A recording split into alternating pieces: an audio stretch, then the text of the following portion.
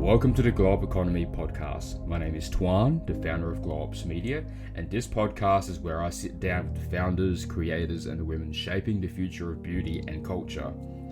We talk presence, identity, story, and the systems behind influence. If you're building a brand, a body of work, or a world of your own, then you're in the right place. Welcome to the Glow Up Economy. Welcome to the Glow Up Economy podcast. My name is Tuan, and today I'm sitting down with Melissa, who's an IFBB Bikini competitor, a national open age champion, as well as someone whose story moves through discipline, stage presence, family identity, travel, as well as self-construction, right? So this conversation is not just going to be about bodybuilding, but about the woman underneath that, right? So Melissa, great to have you here. Thank you. It's good to be here. When people look at looking at your feed, right, I might see the bodybuilding, the physique, or the travel and everything you've built. What's something people don't know about that version of you that took to build that? It really, for me, happened overnight, which sounds crazy, but one day I just woke up and I thought to myself, I want to compete. Yeah. It came out of nowhere. No one really kind of pushed me to it. I knew one person that competed before. I had never watched a bodybuilding show. So for me to do that, and I didn't have a gym membership, I wasn't consistently working out at the time either. Mm-hmm. I'd only just started CrossFit about 6 months before. And one day just thought, I want to compete and I want to see how much I can push myself. Yeah. So I spoke to my coach, my CrossFit coach, and he had competed before years ago. And he said, oh, happily to help you. You know, have you got a coach? Do you know what federation? And I just looked at him with a blank stare and I said, help me. Obviously, I don't know anything about it. Yeah. The point of doing that was for me to be consistent in the gym. Mm-hmm. So I had this idea of who I wanted to be. Mm-hmm. And I wasn't living up to it. Right. When I was doing CrossFit, I had no idea about nutrition, recovery, anything. So I could only do it maybe 1 or 2 days a week before my body had just completely given up. And I wanted to be that person that went to the gym 5 days a week.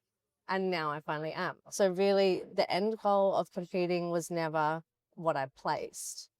It was what I got out of it for my everyday life. And I just woke up one day and a thought came in my head and I went, okay. Right. And I just went with it. Right. So kind of going back there just for a second, internally you knew you wanted to live up to your potential, but before that, you didn't know what kind of, I guess, like arena you could play in, or? That's it. Yeah. I was kind of torn in between, learning to dance.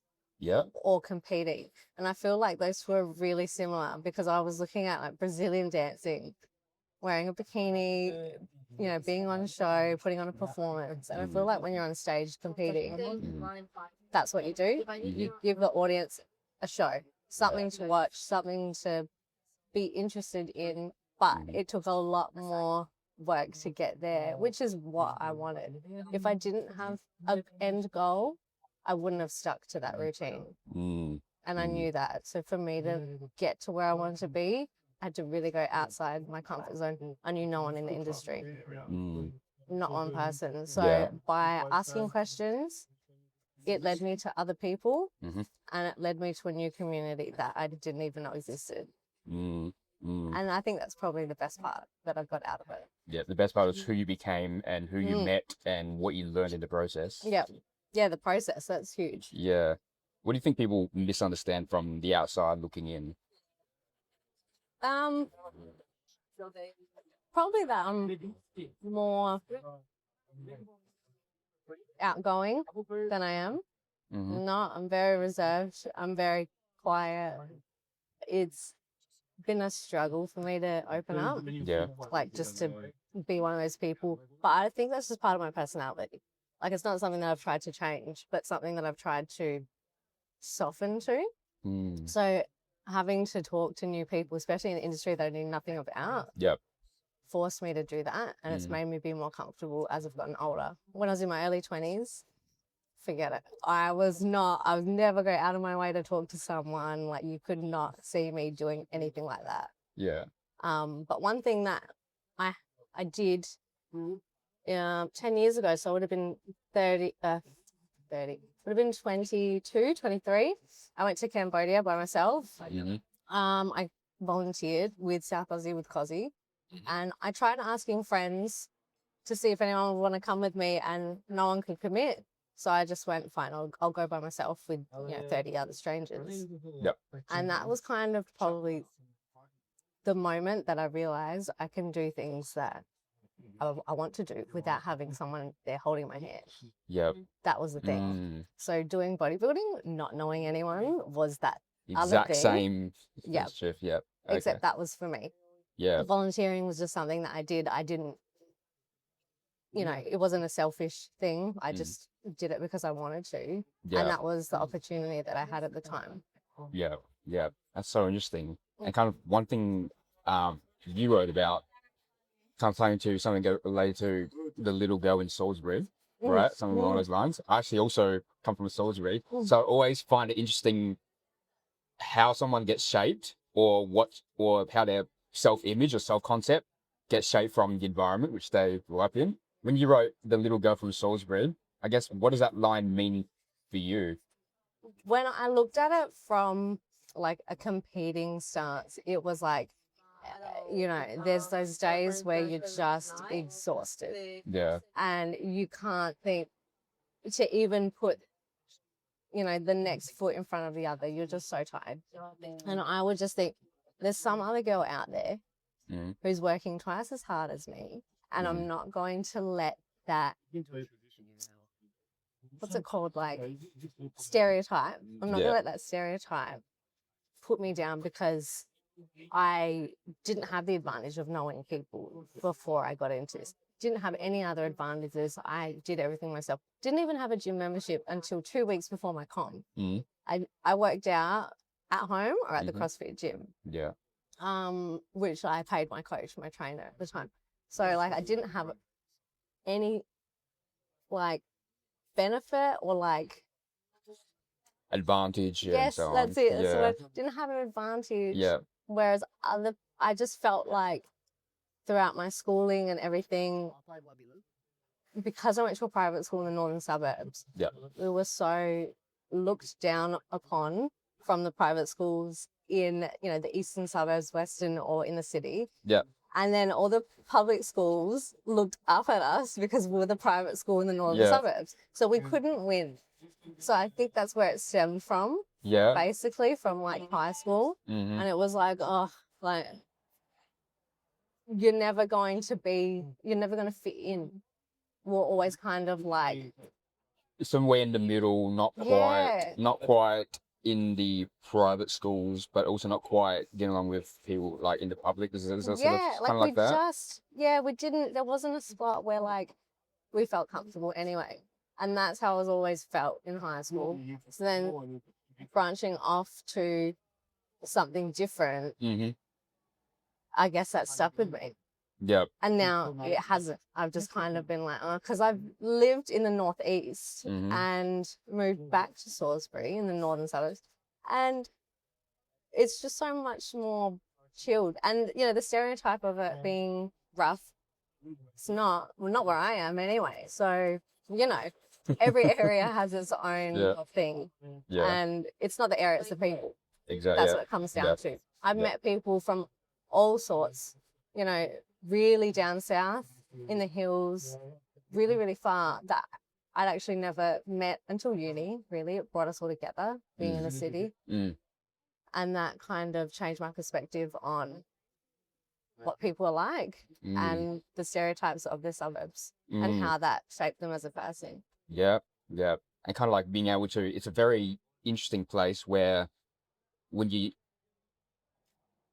in the sort of like a situation or in like schools where you don't quite fit into one group and don't quite fit into the other group, it creates this unique kind of like gift where you can move in around, get along with, adapt with, and sort of understand people in like a very different way. Yeah. Do you feel like it's coming from Salisbury still shapes how you show up today, or? I think so, because in year 12, our year level had the ATAR. It was like the new ATAR, the way they graded everyone. Oh, yes. Yep. So, we were like the guinea pigs. And the way that they did it was it averaged your score out depending on other people that were in your class. So I remember my English score got brought down because other people's was lower. Yeah. Anyway, my ATAR wasn't great. And I was 1 point off of where I wanted to be, and I wanted to go into interior architecture at the time. So I picked another degree and then transferred, but I ended up doing graphic design. And from there, I just felt like I had to work that little bit harder than other people to get where I wanted. Yeah. So that's kind of where it started. I did graphic design for 10 years and I just recently got out of the industry. So I still feel like I succeeded because I know there's lots of people that did their degree and then they ended up doing something else or they didn't use it at all. Yeah. So for me, it was kind of like proof to myself that I could do it, did it, now I'm doing something else because that chapter's closed. But I always felt like that I needed to work that little bit harder. Yeah. And because we're in the northern suburbs, we had like extra... we had extra funding at the time anyway, so we got bonus points for basically just being in the northern suburbs. So that kind of felt like I didn't like that. I felt like that was a bit of a, oh, poor you. Here. Yeah, there's a signal it sends. Yeah. It doesn't send a right signal. No. This is where, for example, one part if I'm like hearing is like, when you're in the environments where people don't necessarily you don't necessarily match or you're compatible with, or people believe in you, you need to almost like self-belief within yourself. So then everything you do gets shaped through, I did it and I proved to myself that I gave my all, and you give yourself that evidence that that's what happened. Yes. And that's what you did with your graphic design, and you just gave it like a good go. Yeah. And that's kind of, I want to touch into something you said on the bodybuilding aspect, right? You mentioned being able to compete and being able to be on stage, but also you mentioned not using PEDs, not having sponsors, and not using any shortcuts. Why was that important to you about emphasizing those things? I think because I came from being an ICM pro and then I changed into IFBB, and some of my friends, they said that someone that they spoke to asked if I was on performance enhancing drugs because I've gone to a federation that doesn't test. I thought it was funny that people didn't think that you could do it without having some advantage. Yeah. So I wanted to prove that. I was, coincidentally, a pescatarian for 8 years. So throughout my bodybuilding career, I did not eat chicken. I did not eat red meat. I only ate fish. So there was that as well. I feel like that kind of gave me an advantage, to be honest, because I had lean white meat the whole time, right? In my build, in my cut, in everything. Yeah. But I just wanted that to be a message to people that thought they couldn't do it. When I first did my first ever comp, I picked a federation that I thought would be a good start. I thought I wasn't good enough for ICN. And 3 weeks before my comp, I went and watched the ICN comp. And I thought, I could have done this. Like, I shouldn't minimize myself or belittle myself to think, oh, I'm not good enough yet. And I knew that when I wanted to do IFBB, I wanted to be competitive enough. So I knew like the timing for that. And that's different. If you know that you want to be somewhere, you're going to work towards that. But if you think, oh, I'm not good enough for this, or I don't stand a chance, shouldn't have that mentality, because there's a lot, and I see a lot of natural pros that look insane, especially in America. Yeah. And, I just think, wow, and people still can't believe, for some reason, they just can't grasp the concept that someone can physically do that, mentally, emotionally, spiritually. They just can't believe it because they can't do it themselves. It's so outside of reality. Exactly. Yeah. So I'm like, there are so many people that think that. Yeah. I don't have to prove it. And I was really bummed that when I decided to stop competing, they brought out the natural shows here in Australia. I thought, bloody hell, that's like, I would have done that, you know, if it was around. But I didn't have the opportunity, so I didn't do that. But it just so happened that it came out the year after I went, nah, no more. So I want it to be a message for other people to believe that they can do it too. If I can, why can't you? Yeah. There's a mix of like, you want people to believe what you went through. And it's also kind of like an integrity, like part of it. Yeah. And I met so many girls that were also natural when I competed as well. I remember once I put up a post and the other two girls I was with, they were like, I'm natural too. I said, oh, and I changed the caption. So we'll all work, because I never assume. And I'm pretty bad at that as well. Unless it's like blatantly obvious, I don't look around at people and go, oh, you're on something, you're not, you're... It's just not in my interest. Doing that, you sort of give them permission for people to feel seen, like, you know, and they even like to bring it out and talk about it. It's, you know, bodybuilding's for everyone. That's what I want that message to be. And if it's something that you really want to do, I know there's some people that it's been their dream for 10 years and then they finally do it. So I don't think anyone should think otherwise. Kind of going through the bodybuilding journey and the process, like stepping into that. How did you feel? Did you feel like how people perceive you started like changing as you started going down that journey, or? Yeah, I think especially in my last year, because I in 2023 I won the state show and I came close at nationals and I went overseas. So when I decided to compete again in 2024, I didn't really realize the amount of people that wanted to talk to me, I guess, or the amount of people that I'd made a connection with through social media. And when we went to the info day and the posing session, I became really overwhelmed because I had about 4 or 5 people come up to me. One person gave me these protein bars, another person gave me something, another person wished me good luck and they had to go. And it really kind of hit me to be like, wow, like I was on the other side, you know, 5 years ago, not knowing anyone or anything. And now people coming to me and asking me questions and asking my insight and experience. And it just completely changed within 5 years. You know, it takes time, but I think if you're consistent and you make the right connections with the right people, then your group of people that you need will come out of it. It depends what energy you put out, and that's what you get back. So I felt like it really changed. And then that's when I decided, you know, I wanted to give back, and I still love the industry, but I just don't want to be part of that process of competing. And that's why I started doing posing lessons. It took me 3 months to even put it out there. Like I made all the stuff, like all the posts, I like had planned it all, but I just didn't put it out there because I was so worried that no one would give a shit. Basically, still. And you know, that was last year. It's been a whole year now.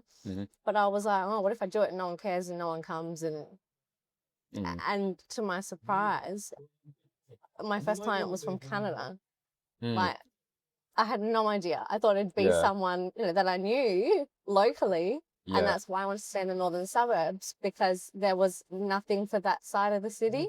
So that was my focus. And it went really north. It went to Canada. That is so interesting, hey? And it was something I was talking with when I sat down with Emma. We talked about there are people who, you know, when you're putting yourself out there on social media, on Instagram, and you're expressing your message, there are people out there who you haven't met yet, and you haven't met yet, which they inspired. You never know who you inspire, right? Just like you said, from Canada, like that's as north as you can go. And this just goes to show, you know, when you're putting your message out there, you never know who you can impact and who you can actually, you know, help. That's crazy. It is really crazy. And you know, it's in the past probably 2 years, I've noticed that there's some newer IFB pros that follow me and I don't even follow them back. And I'm like, why are you following me? Like, what are you getting out of my content? Like, when you're a pro. And I think that's that perception that we always put out that, you know, the pros are the best. I've seen them backstage in the UK. The Europeans are nuts. absolutely nuts. And when we put them all on a pedestal and we think that it's this other beautiful world, and we realize half the time they're treated the same as the amateurs, the other half the time they are not living up to, I think, their expectations that people give them to be as professional as they should be. Yeah. So that's when that kind of changed for me, and that was in 2023. And I thought, it's not all it's cracked up to be. Yeah. It's what you get out of it. And if you perceive that being a pro is X, Y, and Z, then that's what you perceive. But if you don't, then I never tied my worth to my placings. That's just what I always made sure that I did. It was great. It's great to get something to take home. Yeah. And I love all my things. I've got them all set up finally. It took me a while, but I did it. But it doesn't change who you are. Yeah. It just changes everyone else's perception of you. You said you when you went to Europe recently, actually, like you was in the skiing in the French Alps, you mentioned something along the lines of being the first in your blood to experience that. Like, how did that feel? It's interesting because, like, to be like, I feel like only like ethnics or Asians experience this background shift where your grandparents or your parents migrate here and they do it for you. So they have these high expectations on you to do the things that they want you to do because they didn't have those, like, they didn't have that experience. They didn't have that chance, right? Yeah.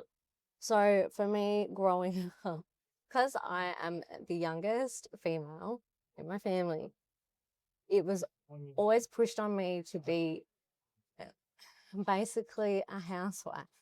And my mum didn't even want me to go to uni, bless, but she was like, "I'll just get a job." And sometimes I look at my hex and I think I should have got a job, but it's fine.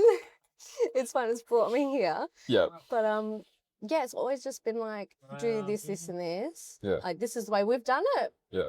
But honestly, the reason why I still go to the gym is because of my nonna and my mum, because I look at them and first, you know, they're getting old, but their quality of life is not where it could be because they didn't have the knowledge to eat a specific way, you know, be healthy by moving their bodies, doing this. They've kind of put themselves in a box and that's all they know, right? So they don't have their own life. They've kind of catered to everyone in their family. And that's not something that, I don't want to say it's not something that I don't do, but there's more to life than that. Yeah. So that's why I started traveling and I did my first trip when I volunteered. That was my excuse to kind of get out of the country. And in the last few years, I've traveled more because I've had that opportunity before I then go into the next step of my life and settle down, have my own family, do those things, but make sure I've still got my own life and personality. Yeah. You know, it's not just I've devoted myself as a mum and that's all I'm going to be. Yeah. So that's why I really look up to all these fitness influencers or people that compete or whatever they are. Yeah. And they show that they've got their time at the gym. They do something for them. They've still got their lives. They still chase their goals and their dreams. Yeah. And they don't put it all aside for their families to then try to pick up in 20 years' time. Yeah. They're doing it now when they can, as well as raising their kids. And, you know, some people crash out or burn out because they're doing too much. Yeah. But that's where we learn our limits. Yeah. I don't think there's anything. Balance isn't real, you know, like you never have balance. You might have it for a day or a week and then it just goes. So I've always just looked at it that way. So when I was like, wow, I'm like the first one in my family to see this. Yeah. It's just surreal because I've given myself those opportunities instead of being like, oh no, I can't. I should be doing this because this is what's expected of me. Yeah, yeah. That's it. Wow. So when you were like on the peak of those Alps, like how did that feel in your body? You said surreal, but did it feel expansive? Or take me back to the moment. How did that sort of feel when you were like looking out and you were taking it all in? You know, I do things and I don't think sometimes. And when I booked to go up there, didn't like, you know, you look at the gondola and you're like, oh yeah, it's going up on the zip line. I'm gonna go there. I'm really bad at like motion. I get motion sickness very, very easily, and like heights, like I'm not great. Like I don't like getting close to edges, and I did all those things in the one.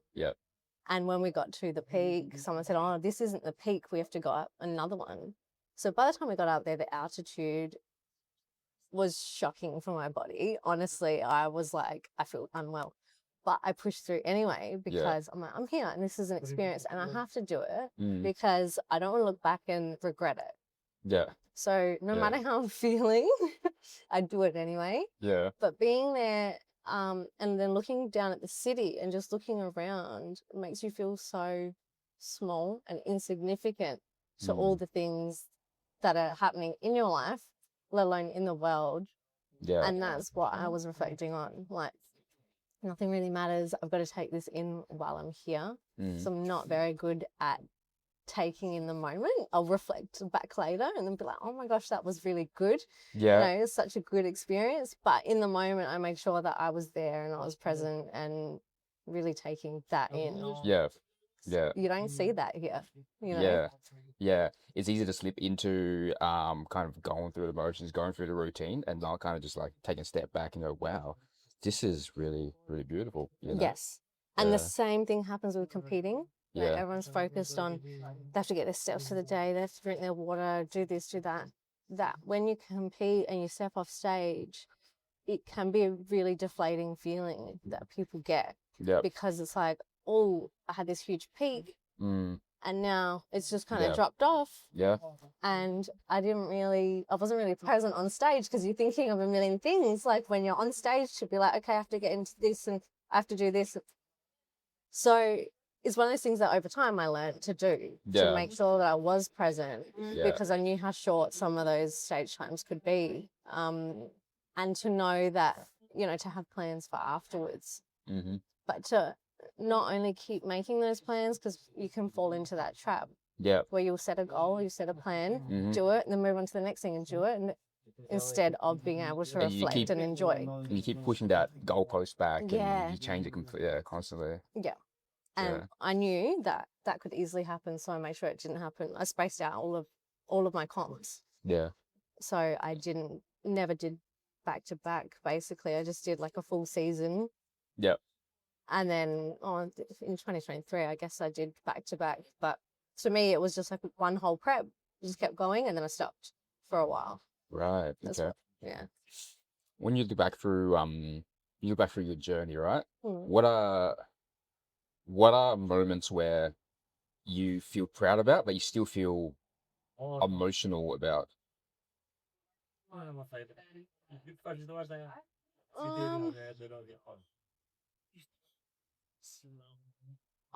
Probably the UK. Probably that time when I competed because it was so quick. Like that was the one time I was on stage for 10 minutes and that was it. So all of that work for 10 minutes. And I think because it was such long prep, that one was 9 months for me. I was only really looking forward to getting off stage. Like getting off the stage. Yeah, as much as I wanted to get on stage and do it, I was so looking forward to getting off and just getting back to my normal routine because I felt like I was really burnt out at that point. So I didn't enjoy it to the extent that I wanted, for one. Everything was really rushed. You know, everything kind of went wrong in that trip. Suitcases got lost as soon as we got there, and then I was up for like 20 hours trying to do all my cardio and meal prep and everything. It was a very, very rushed last week, like peak week, basically, into my comp. So I didn't get to enjoy it, and it makes me a bit sad that that happened, or I let that happen. I know there's nothing that can be changed about it, but still, I just look back on it and I think I wish I did some things differently into that one because, and it being my first comp overseas, you know, I had nothing to compare it to. So it's not, you know, it's not anyone's fault, but I just look back on it and I think I look at the photos and I'm like, I wasn't that happy. I wasn't that happy getting on stage. Right. I was more looking forward to having a break and having a holiday after. Right. Which was weird, but that's the way it happened. Yeah. Diving into that for a second, you could do it. I suppose if you look back in hindsight, did you felt like there's something on your side you did differently, or just more so having an expectation and kind of seeing it go differently, or? Yeah, I think I had high expectations for myself. Yeah. Not to place, but more on how it was going to feel and how it was going to be run. Yeah. And the show was not run like the Australian ones. That was probably the worst one. Right. To be honest. Yeah. The whole setup, the communication, everyone was just really everywhere. Like I said, that show, the girls are coming off stage vaping. Yeah. And then going back on like pros and amateurs. Right. They were all laying on the floor. There were no chairs, there were no mirrors, there was nothing for us basically. And we were just shoved in the back of this like convention center.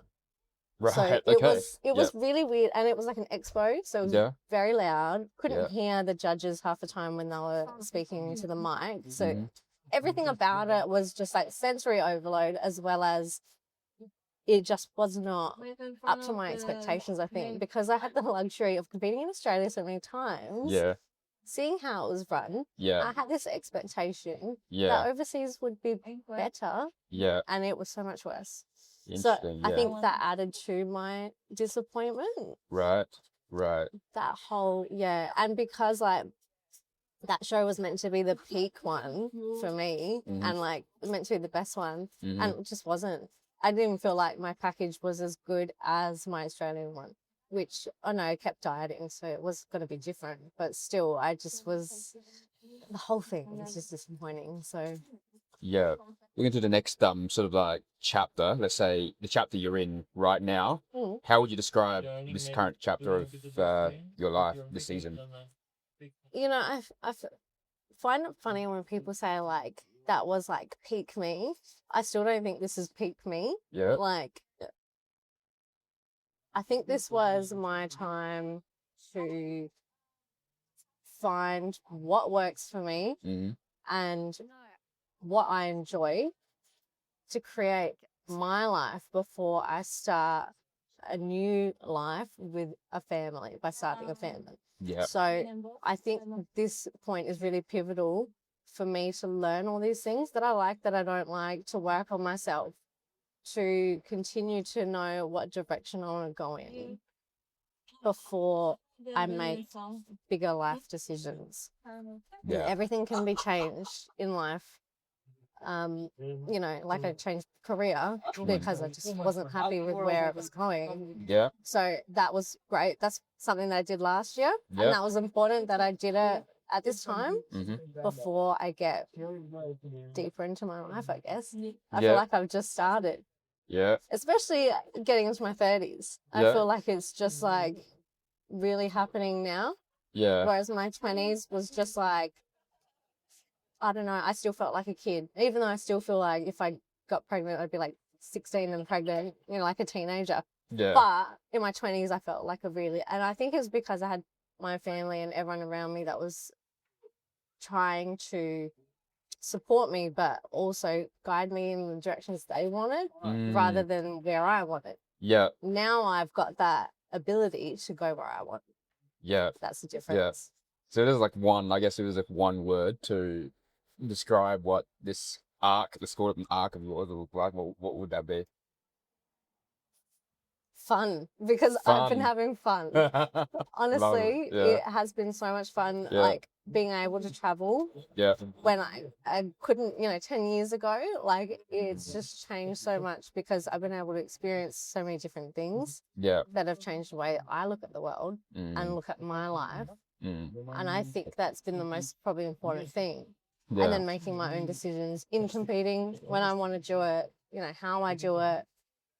That's also been really important. And I think that's why when I said I did it without pets, without chicken, without this, because I did it the way I wanted and not the way someone else wanted. Yeah. Yeah. Love that. So you're looking back as a girl that you were and a woman you're becoming. As a woman you're becoming now, and you look back at, say, who you were, a younger version of you, what's one thing you'd love for her to know? That we got bigger, basically. I was like the runt of my class. Like I was always the smallest kid, right? Yep. And that's why I got into bodybuilding as well, because I wanted to be bigger, not smaller. So that was always my goal. Yeah. And I think being the youngest, being the smallest, being a girl, I feel like my voice was always so very, very quiet, you know, and that's how I always was as a child. So I feel like I'm growing into that more, literally, physically, and like emotionally. So that's probably the best part of it, because I'm actually living up to this kind of idea or like perception that I've got in my head of how I am, not just on the outside and the inside as well. Yeah. From the inside out and the outside in. Right. Love that. This has been a beautiful conversation, Melissa. If for those who want to follow along with your journey, everything you do, your bodybuilding, everything that you're building towards, where can they find you? On Instagram. Yeah, it's just Melissa Perre, and that's it. P-E-R-R-E. Awesome. I'll drop that in the show notes. This has been a great convo, and it was awesome having you on. Thank you so much for having me. All right. This is Tuan, and I'll see you in the next episode. Hey, thanks for tuning into the Glow Up Economy podcast. If this conversation landed with you, then share it with someone in your world who's building their own glow. And if you want to explore these stories deeper, then you can find the full features and the spotlights at theglowupeconomy.com underneath the spotlight, the magazines, and the podcast show notes. My name is Tuan, and this is the architecture of modern feminine power, and we'll see you in the next episode.